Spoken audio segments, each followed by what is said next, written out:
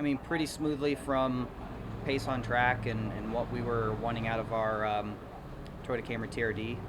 But we had a few hiccups along the way. Ran into a few issues that you never want to have, but if you're going to have those issues, it's great to have them in an environment like this. So you can prevent them from happening at a race weekend or an issue that could have potentially plagued us when we would have been here in the All-Star race. So we gathered some good information.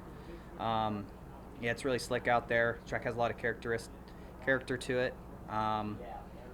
Yeah, but for the most part, pretty happy. Hopefully that we're able to find a tire, from the information we have today and some information tomorrow to really find the tire that's best for this track that'll provide fire-off speed and put it in the driver's hands on how they need to manage the tires over a long run. And obviously, what is a long run? We don't know for the All-Star race for sure. So certainly, I think at a place like this, it'll be in the hands of the driver. They're going to have to take care of their car. They have to have it dialed in when they start for sure too. Yeah, it was a lot of fun. It's really slick out there.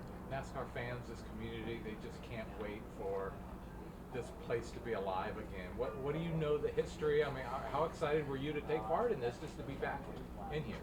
Yeah, I think the last time they raced here, I'd just been born. So I mean, in my lifetime, I was never really old enough to get to come here and watch races. But certainly, especially during the pandemic when our sport was shut down, I watched a lot of races from back in the heyday, and a lot of races at this venue right here. So yeah, back then it was hope and dream that we would get back here, and over the course of the next 2 or 3 years it became a reality, and we're here. So yeah, this place has a lot of characteristics to it. I've always really enjoyed going back and watching the races. Never thought I'd get to race here in real life. So for me, again, I'm pretty young, but still, this place is really special. It's really cool, and I mean, yeah, it's been really injected with some new life with how they've really cleaned up the infield and everything, and yeah, it's pretty cool making the drive over here. It's kind of in the middle of nowhere. It reminds me of a place that we raced at growing up on dirt, and so yeah, it's pretty special. Tyler, does this track, driving on it, remind you of any other track that you may have driven on? It reminded me of Bristol dirt more than anything, but I mean, with the next gen car, it's the only thing I can kind of compare it to. But I come from dirt racing. That's a large part of why I just said that. I got to run a late model stock race with Archie St. Hilaire at Lee Speedway back last summer in a late model stock with him, and like the grip level and how much you have to pedal. It reminds me of I think what a lot of late model stock drivers, a lot of the tracks like Hickory and others in the area that they grind their teeth on, tracks that don't have grip like this one. How does the Cup car drive on this track?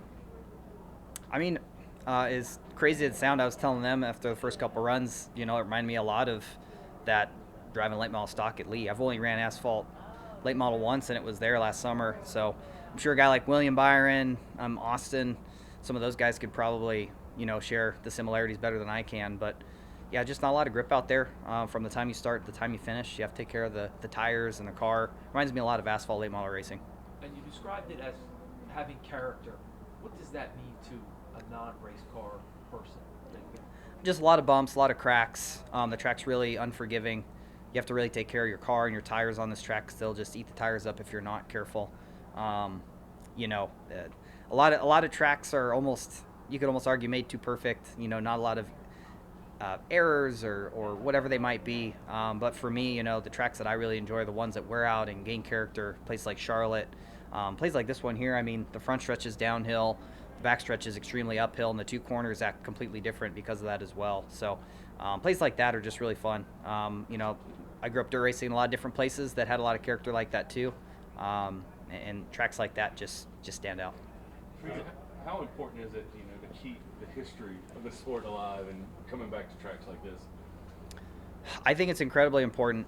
When you think of where the sport came from, yeah, it's been a long time now, but I think it's great that we recognize our history and we're tapping into it, and we are able to really thankful this place was still here and it was still salvageable, savable, to where we could bring it back to life and race on this surface the surface that it was 27 plus years ago.